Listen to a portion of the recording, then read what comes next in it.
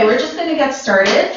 Hello, my name is Gina Catanazzo, and I am the Educational Technology Committee, ETC for short, representative from Humber College. The Virtual Lunch and Learn webinar series is brought to you by the ETC. The ETC is comprised of members from all 24 colleges in Ontario, Canada. The sharing of ideas, best practices, and teaching and learning strategies related to the use of technologies inside and outside of the classroom is a central characteristic of the committee and the inspiration for this webinar series. We recently had a redesign of our logo and branding and wanted to extend our scope even further into the college community. I'm going to show you a brief video which explains who we are through this logo.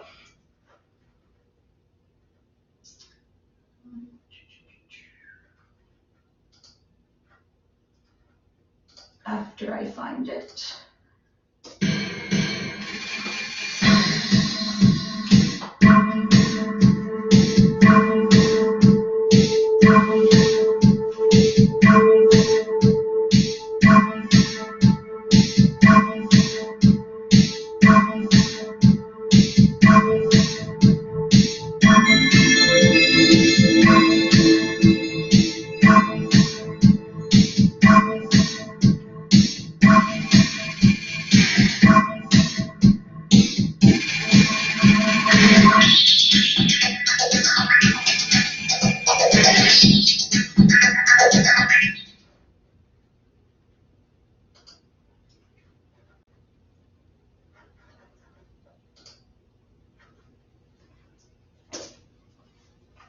In addition to this webinar, we have 5 more coming up in the series. Do visit our website to sign up for these engaging offerings. Our next webinar is Using Spark to Ignite Faculty and Student Creativity on September 30th at 11 a.m. Want to facilitate a webinar? We are now accepting volunteers for the winter 2020 term. To submit a proposal, visit our website. The ETC is also responsible for the annual Advancing Learning Conference. This year's conference will be held at Seneca College's King Campus, May 12th to 14th. The theme of the conference is Dare to be Curious. Stay tuned for upcoming website, news, and registration information for the conference. Want to join our webinar mailing list? Stay informed about upcoming webinars each term, opportunities to facilitate webinars, and information about the Advancing Learning Conference. Visit the link on the screen to join our mailing list. I will put all of these links in the chat window once the webinar is started. One more thing I wanted to mention, I know here at Humber College we're having a viewing party for this webinar, and that would be probably about 15 people or so in a room watching together. My definition of a viewing party is 2 or more people. So if anyone out there is having their own viewing party, please message me through the chat window and let me know so we can keep track of the attendance numbers. All right, without further ado, I would like to introduce Arushi Manners and Sherry Parkins from Seneca College facilitating a webinar on cool tools for UDL. Over to you, Arushi and Sherry. Hi, folks. Arushi and I are just going to share our screen with you. We hope we're having a little bit of problems with some technical difficulties, so we're doing it in a rather unique manner. And maybe Gina can just let me know if people can see the PowerPoint okay. And if that's true, then I will keep going. What Arushi and I decided to do today was to lead a session on cool tools for UDL. And we hope that by the end of the workshop that you'll have some ideas on things that you can actually take out and use with your students in your colleges across Ontario. So thanks for the opportunity, and hopefully the gremlins will leave us behind and we'll be okay. So first of all, we just wanted to let you know that what we've done is we've collected all of the links to the programs that we're showing you today into a Padlet.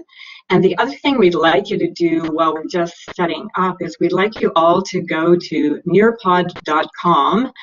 And so if you can all do that later in the session, we're going to actually have you just participate in a really short Nearpod session so that we can do a little polling and you can see what that looks like. And we'll talk about some of the inclusivity that allows. So just as we're chatting and just introducing this, if you can head to nearpod.com, and the code is just in front of you there. It's NHEWQ, and you could just do that in a separate window on your browser. And then we'll have that. And don't worry if you don't catch that up right now. We'll catch you when we go to that actual activity. The other one that's on this on the screen here is the collection that we've done of all of the cool tools. Let me just catch that again. That we put into a Padlet, and so I'll just show you that. So the Padlet is there, and you can get connections to all of the things that we've collected for the actual workshop. So you can see that cool Padlet is there, courtesy of Arushi. Okay, so that's just a few setup little things there. All right, so just to get started, we're hoping that at the end of the session, people are going to explain Robert Gagne's elements of instruction. We talked about that, and we used that because we really thought it was interesting the way that his elements of instruction actually pair nicely with the principles of universal design. And then we hope at the end of all of this, all of you will have a new tool that you can use in your teaching or something like that, all right?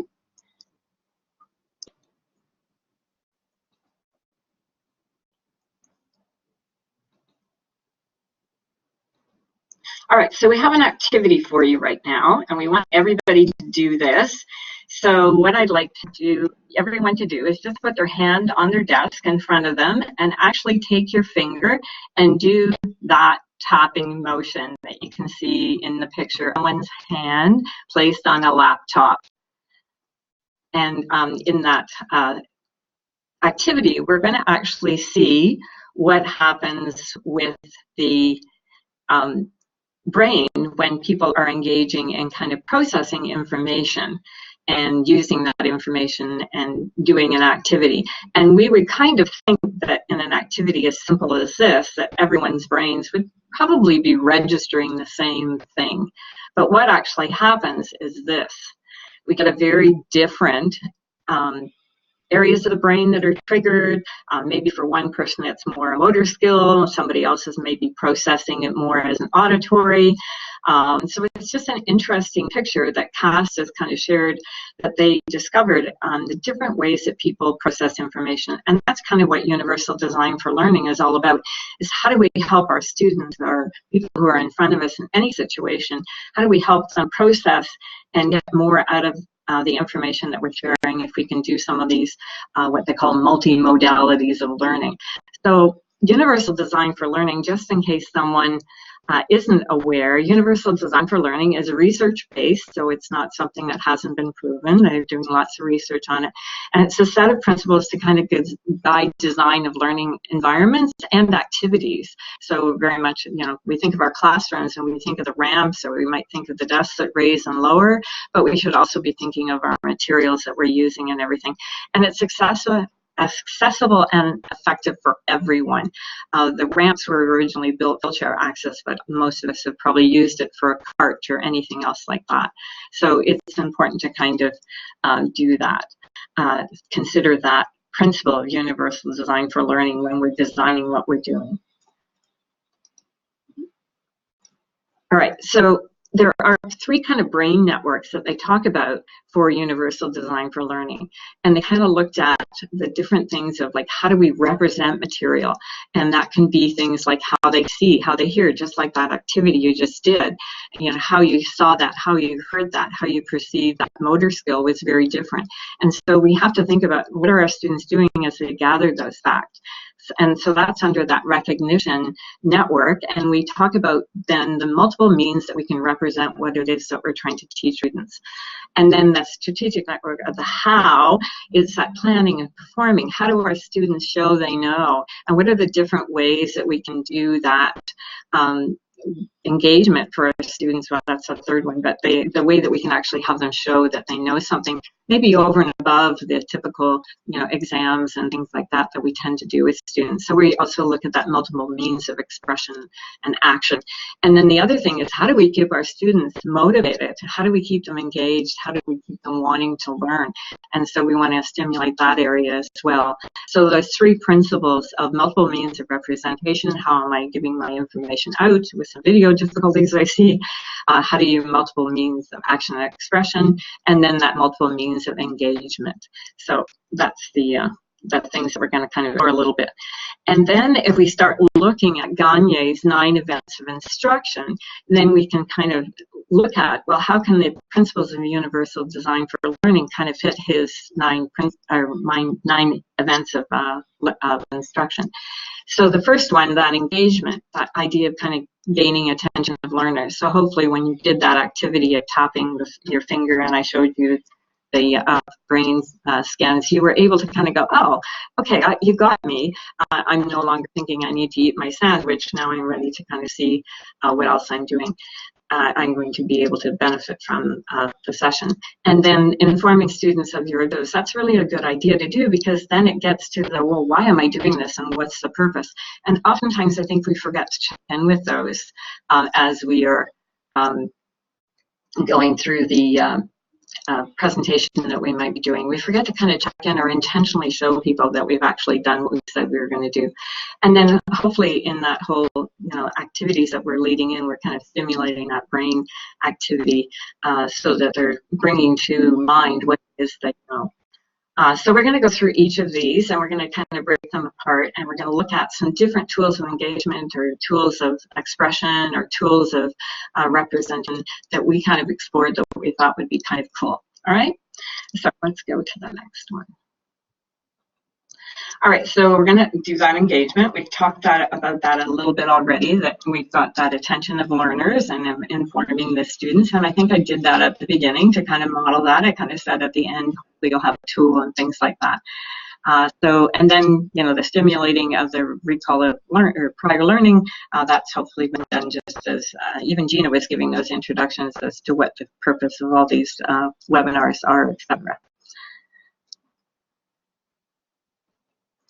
So now we're going to start to explore some tools that we've come across that we think are really interesting that could be used for engaging students a little bit differently. So if we look at the typical watch a video, and we're never really quite sure if the student has watched the video or not. So I'm going to do this brave thing called going over to another website. So I'm on a website there, and there's a video that's going to play.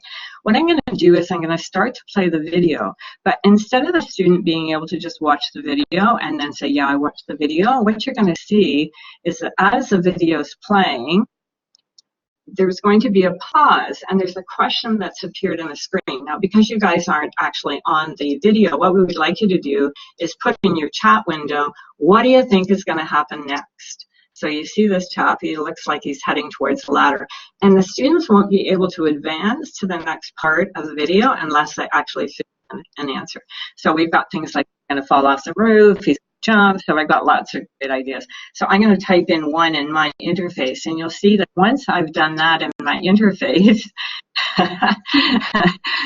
I can now click submit, and now I'm able to continue to watch. And unless I did that, I wouldn't be able to continue to watch. So it means that the students actually have to excuse me, just sipping water, they actually have to be watching and paying attention, because now there's going to be probably another question, which is how many times do you think this is going to happen before the chat gets caught? So again, if you guys want to throw in a couple of ideas there for right answer, got some ideas. I'm going to put in the first one, speed wins. And you can see that now again I have that choice of continuing to watch the video. So that's called Ed Puzzle, and that'll be on that little Padlet that Arushi has put together for us. And maybe in the interest of time, we won't keep watching this, although I'm sure you're all interested how often it takes them to go up and down the ladder before he finally figures out his friend. So that's just a really neat tool that we can be using as a tools of engagement. The other one that we've already kind of modeled that a little, Padlet, but in this case, Padlet is more a question, if I remember to open that one. And I didn't. So let me just open this one. Well, first I have to ignore my spelling mistake. Only it's not a spelling mistake. Okay, we're going to open that hyperlink. And then, so now I've got a question for you. And again, if you were actually on the Padlet, so some of you noticed that what we put beside some of the links there are actual bit.ly, so you can go right to this Padlet if you wanted to. But the question is like, what are some of the tools used for engagement? And so if some of you are popping into that, or you can just put it in the chat window again, and then what I could do is I could just add them. So what are some tools people are using for engagement, and that would then become part of the Padlet. This can be really good for, you can use it in a classroom or in a workshop situation where some people are really kind of shy about putting their ideas up. They could do it in their desk they can even, as you can see, the choice, there's a picture, they can type something, so it's really quite cool. All right, so it's yeah, it does happen kind of real time when they're doing that, and students would see the example. So I'll just write example here, and then you'll see that up here, and then I can add another one, and I can just keep adding more Padlets, okay, or more things to the Padlet, and everyone would be contributing to that. So you could use it online as well, because you can leave those Padlets open all the time. So yeah. All right, so that's just another example of an engagement tool, especially for people who might not normally feel comfortable. Answer Garden is another example of that. It's just a back channel, which you can do with folks again live. And so my question this time would be, you know, what are you doing at 4:30? And again, this would be put up and people can put their responses in. And you have the choice of how it might answer. Okay. So I'm seeing, does Padlet work for online courses? Yeah, I could just hyperlink, kind of like what I'm doing for my PowerPoint, which we discovered the screens. We couldn't show the screens properly, but you can actually do it.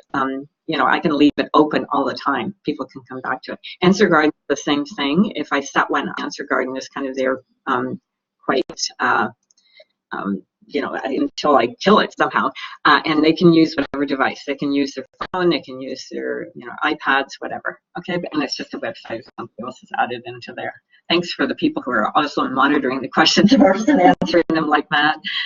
All right, so let's just go back to the PowerPoint. So you can see what we're doing here is we're going through tools of engagement. The Nearpod one is kind of interesting, and the reason why I like to show Nearpod is because when you're on Nearpod, so I'm going to go open the hyperlink, and there's some other people could do that as well. So there's Nearpod. And so when I'm on my Nearpod, what I get is there's a little place right at the very top here where it says enter code. If other people could go there as well. And the code you're entering is NHEWQ.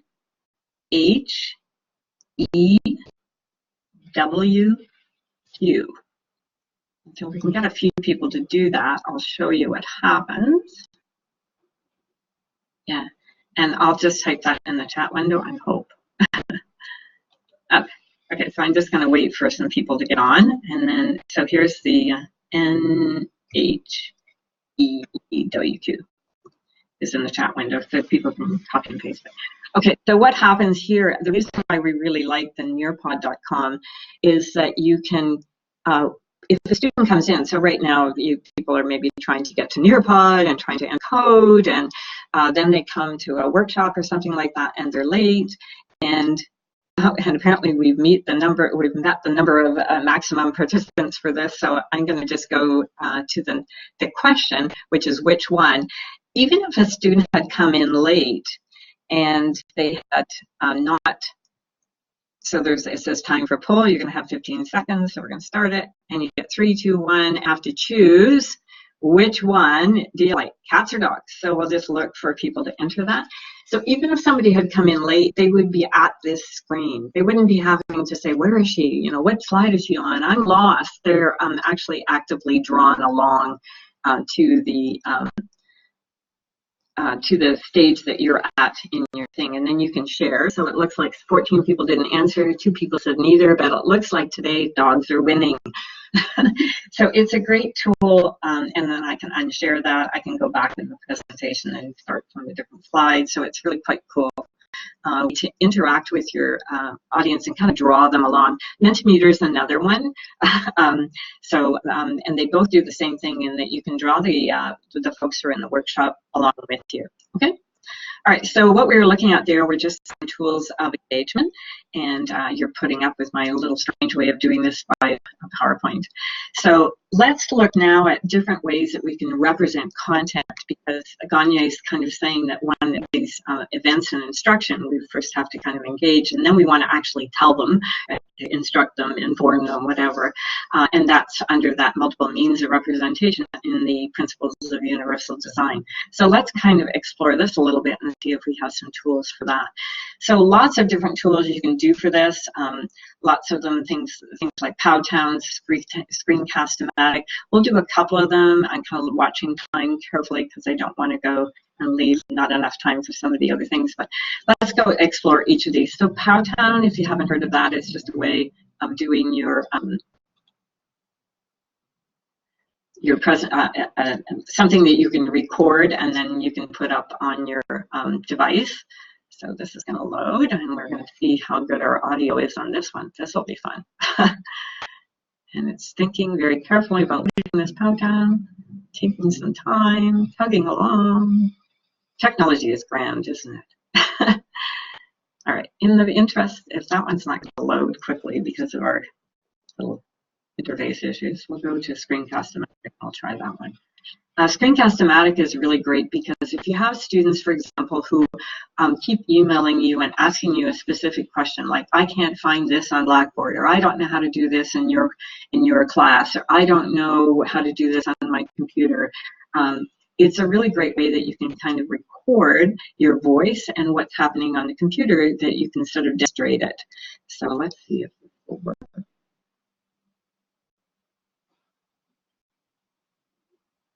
Okay, and I'm just going to play it, and it's going to walk you through how to do something, we hope.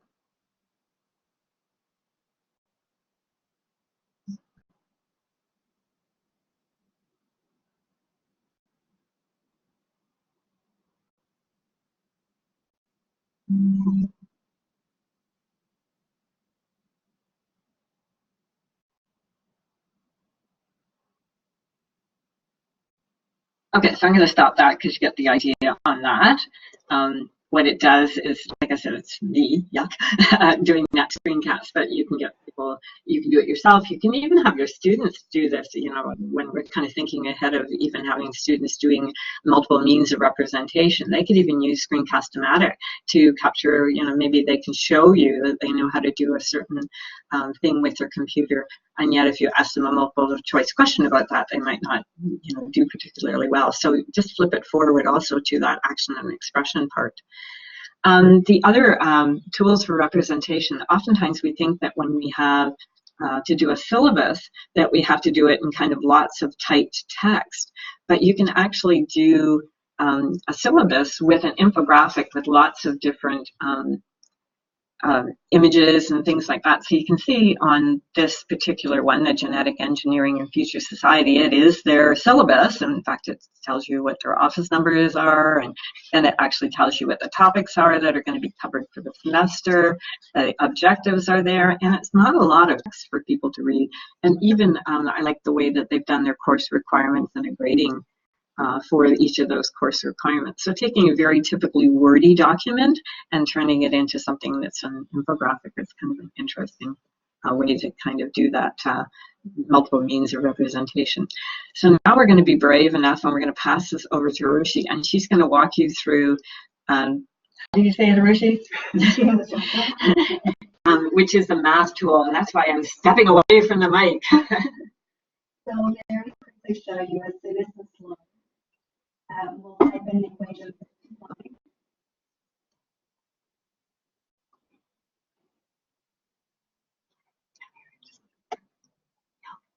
Okay, so there's line 1. And then we'll do the second one. She's being shy. Trying to multitask here. Okay, so you've got these 2 lines, and this is a really nice way for students to kind of rotate the screen, see how these lines interact with each other in 2- and 3-dimensional space. You can also head over to the tools and play with different 3D shapes. So I can draw a sphere on this if I wanted to. And again, play around with what it looks like and what the 2 and 3D axes might look like as well. They also offer great tutorials, so I encourage you to visit their website and see what else you might want to do and how this might be a good fit for your classroom. The next tool is Equatio, and if Sherry can get the link working, we'll show you a quick video and how you might be able to demonstrate Equatio and really realize its potential.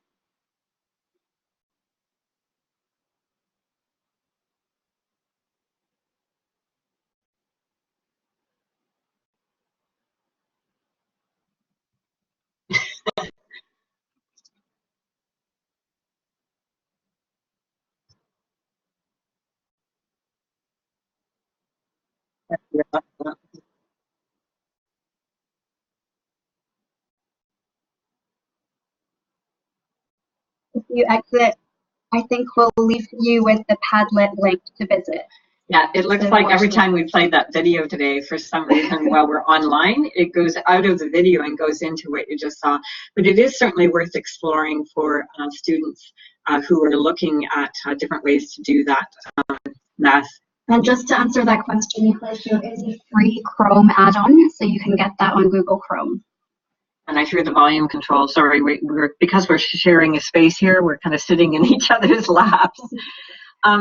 The other thing that we found that was rather interesting that we didn't know before was that, the Padlet does have, can we share it in the chat window? Yeah, we'll try and do that at the end again if you don't mind. So the other one we're going to show you is Khan Academy, which I think a lot of us are kind of used to referring to Khan Academy to students. But the interesting thing that we discovered is that when we go in and we join as a learner, and then we'll do some searching for some kind of great, when you know this would be the day we get this. We already have a cat. Let's just go here, and I'm going to do something like what I do quickly. I need a topic: anatomy. Anatomy. Oh, it's not typing. Oops. There. Oh, anatomy and physiology, and then we get. Whoops. Well, we did. Okay. Thank you for behaving yourself. Not today. All right, then at the very bottom, we noticed that you can actually go to different languages. And so when you go into some content, you can get your students who may need to just kind of listen. Again, we're talking about multiple means of representation, and the whole reason why we're doing that is we're trying to help our students understand. And sometimes they do need to kind of go back to their native, like their first language or their second language or their third language, which is easier for them than English happens to be, to get that content. So they can actually go in and just tweak the language at the end, at the bottom of Khan Academy's website, and look at and read in their other languages that they might be interested in doing. It also could be flipped again, in that if you want a student to practice reading French, you could tell them to go flip their language to French or something like that, so they could practice even on a Khan Academy page. Right? So that's kind of another tool that we thought was interesting. Another one that's really cool that we like when you're talking about multiple means of representation is this noun project. And if you haven't found the noun project, it's really awesome. You can do some searching for some really simple black and white images. I've heard of university classes where they're using Google Docs as kind of a note-taking tool. and they have one person who has to go in, or a couple of people who go into the noun project, and they pull different icons that they think that would be helpful for students to remember concepts. So as we're doing this, I'm just typing some words, and you can see it's coming up with different images for words like concepts and stuff like that. So they can capture that. When I'm working with students to do memory aids, I introduce them to this because they can make a memory aid, and a professor would have no idea that that's concept, that triggers concepts, and it can really help them for preparing memory tools, or just even study guides. I show them how to go into their PowerPoints and get rid of a lot of the words and convert the words to these images. So if you're looking for an image, it's a really cool place to go and get it. And we've got another one in another slide that's a new discovery for both of us that we'll share in a few minutes. How are we doing for time? All right, I think we're doing all right. All right. So now we want to kind of look at, well, what about this action expression? So we did the, engagement, and we gave you a couple of ideas like with puzzle and a few of those other ideas of getting people in who may not normally participate, who might be shy, and so things like Edpuzzle or Nearpod can just help people kind of join in. And then we looked at representation and how we can kind of be looking at, instead of just providing text for things like the syllabus, we can make it a more visual thing. There's obviously videos.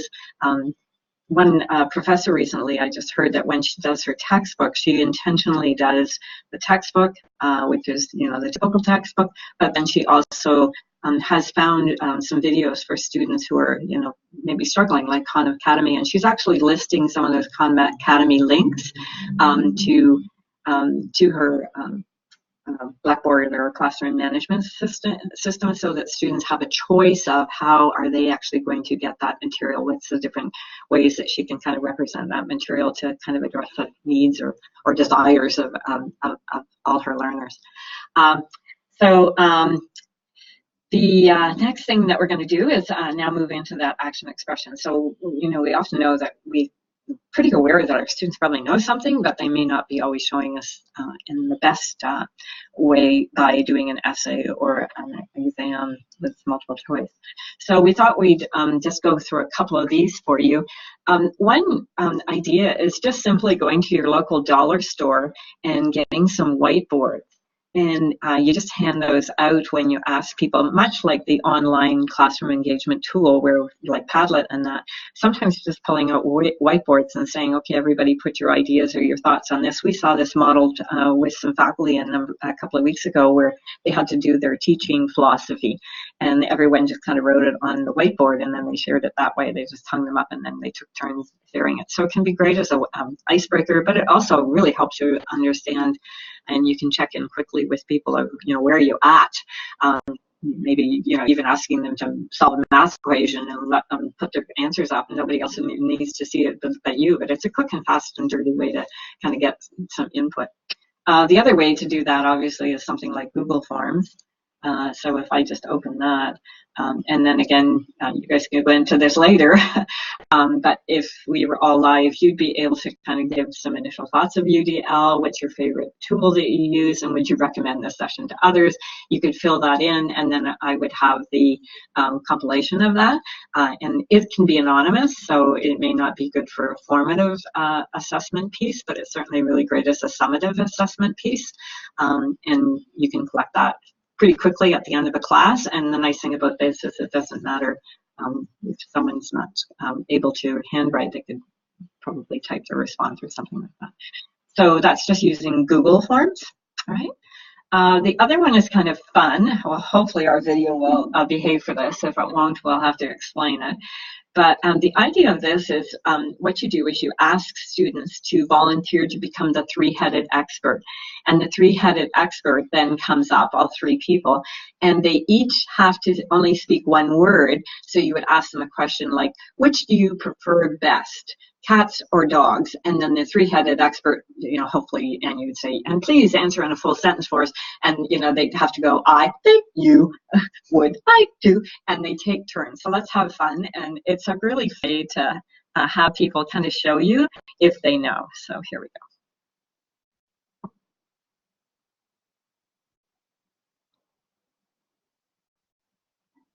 Chug, chug, chug. Always this.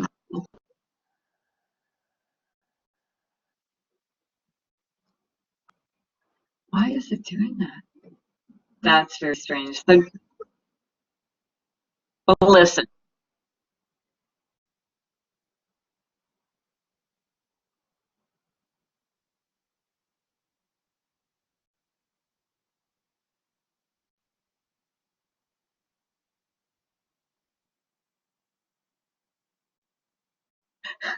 Now, the funny thing about that is they actually never got around to saying why history was important, but you could hear the voices. I'm not sure why when we're playing videos it's flipping out and giving us strange screens, but there were three chaps standing up the front of the room, but they actually never got around to actually doing it. But I did it just recently when I was doing a thing on duty to report and abuse and what are the different kinds of abuse.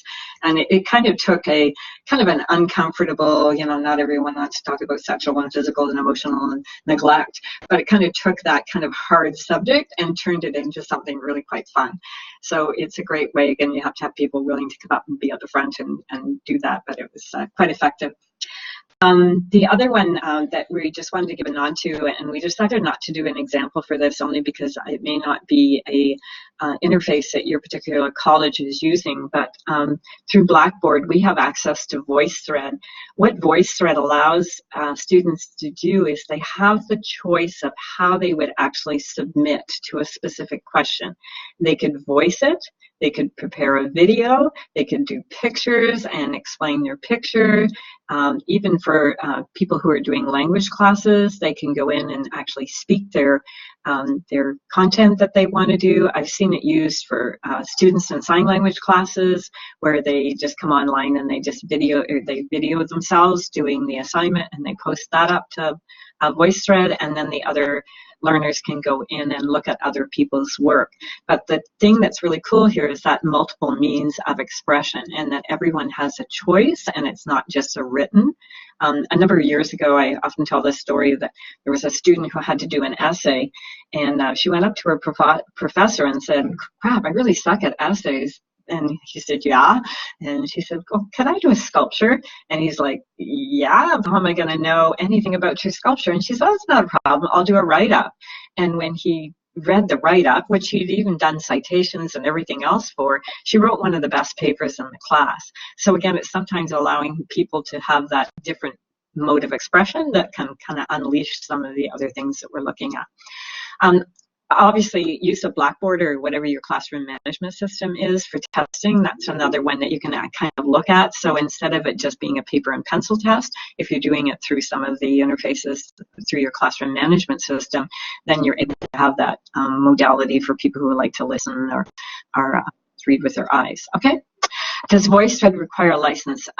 We actually, through Seneca, we actually have a license. Apparently, it hasn't been utilized that much. And so we've been asked, I think the reason why it was on this presentation is because we were asked to kind of blow its horn a little bit because there was talk about maybe not using it so much. I'm sure there are other interfaces that are similar to that. It's one that works well through Blackboard. Another one that we found that was kind of interesting is this thing called AutoDraw. So if you liked the Noun project, you might like this one as well, because what it does is it allows a person who thinks, well, you know what, I want a little icon, but I can't find one on something like Nearpod, so I want my coffee because I've been talking for a little bit and I'm kind of not great at this, and so I forgot to turn on AutoDraw. There we go. As soon as I turn on AutoDraw, you can see that now I have the choice of actually getting a coffee cup that looks a lot better than mine, and it changes my drawing. So we actually found in a session just recently, we were in a theater, and there was a person doing a keynote, and she actually had us all kind of stop doing what we were doing and grab some random pieces of paper and draw. And of course, everyone on the table was mortified, like she was saying, you know, I want you to capture some of the things you've learned. And we were all mortified until we realized that when we actually put the pencil to the paper, it wasn't so crazy. But again, if someone may not be able to physically do this, they might be able to go in here, and there is a search button, so they could actually search for some icons or something like that, and then they could share theirs that way. All right, that's bananas. What's bananas? That's not bananas, that's my coffee cup.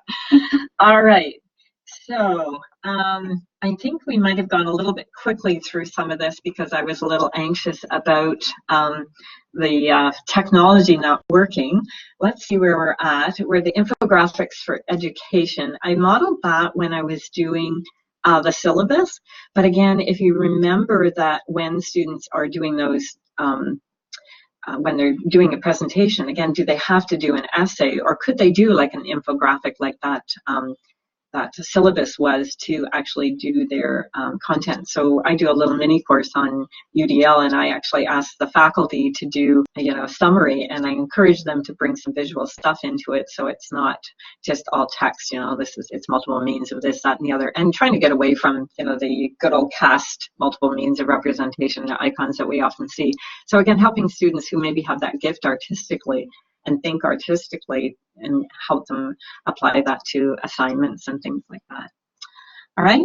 I think there was a question about the Padlet. Oh, this was the other one. So this, we found this, and it's really interesting, and it seems to go a little bit, I just have to get the hyperlink for this, and because this isn't doing quite the way we had it, I'll do it this way.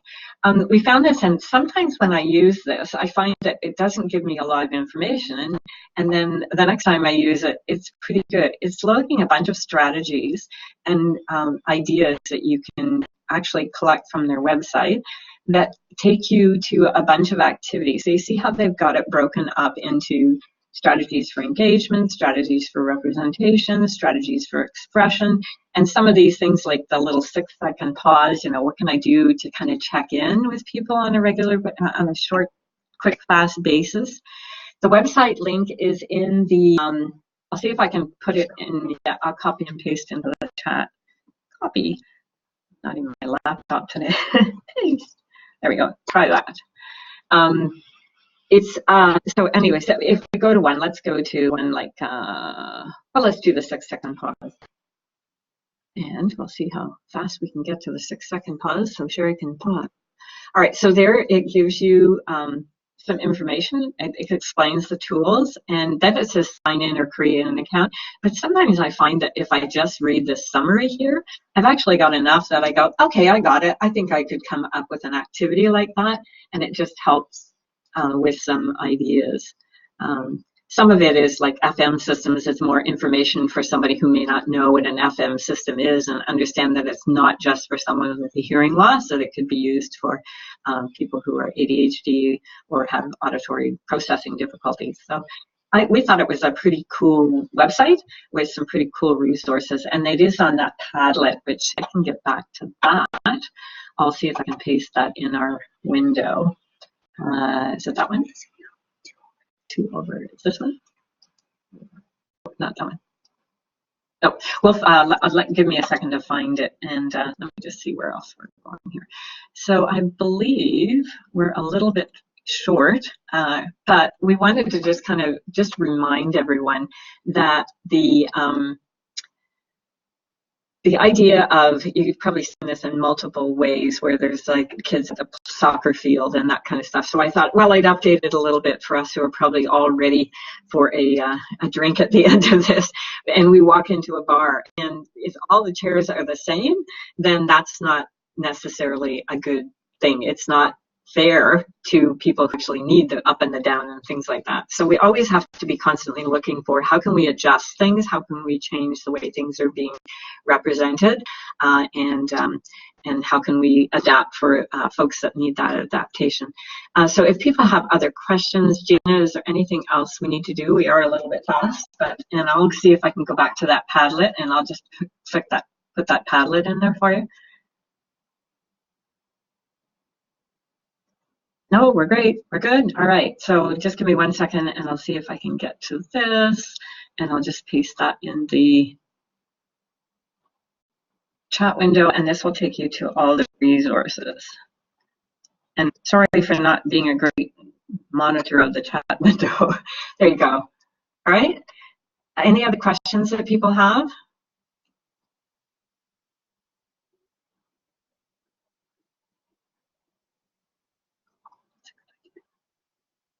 Arushi just said one thing that's probably a good idea. I'm going to put that Google form and just put that in the chat window, and maybe you guys can just give us a little bit of feedback on that. So let me just go find that.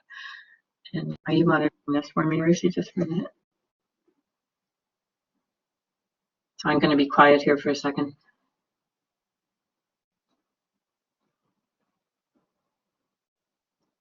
So I just pasted the form for the Google form, so you can give us a little bit of feedback. I love AutoDraw. Yeah, AutoDraw is pretty awesome, and I love the Noun project. There's some really great tools, and Edpuzzle is a really awesome tool. You can actually, there's a way that you can actually collect your students' responses and that sort of. Well,